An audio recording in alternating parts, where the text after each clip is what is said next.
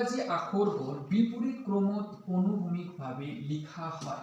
তেন্তে বাওঁফালৰ পৰা ষষ্ঠ আখৰটো কি হ'ব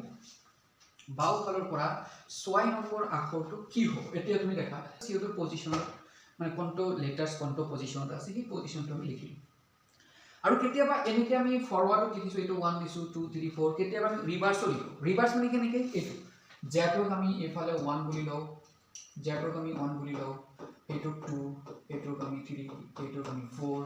এইটোক আমি 5 এইটোক 6 এইটোক 7 এইটোক 8 এইটোক 9 এইটোক 10 এইটোক 11 বাস আমি ৰিভাৰ্সও ল'ব পাৰোঁ জেডৰ পৰা উল্টাকে এই লৈকে তো আমি এইটো নাম্বাৰৰ ৰিলেটেড কিন্তু কোশ্চেন আহি থাকে পৰীক্ষা আৰু যেটো লাষ্ট ইয়াৰত আহিছিল এইটো এটা কোশ্চেন আহিছিল দেখা এইটো কি কৈছে কি কৈছে হেতু হি কেনেকৈ লিখিছে দেখা ইংৰাজী আখৰবোৰ বিপৰীত ক্ৰমত অনুভূমিকভাৱে লিখিছে তাৰ মানে প্ৰথম লিখিছে z তাৰ পিছত x তাৰ পিছত y এনেকৈ লিখিছে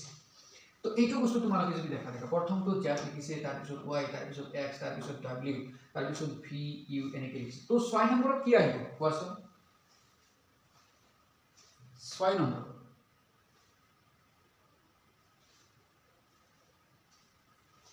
এইটো দেখিলে গম পালে এইটো ইয়াতে 6 নম্বৰ আহিছে নাই 1 2 3 4 উল্টাকে যেতিয়া লিখিছো মই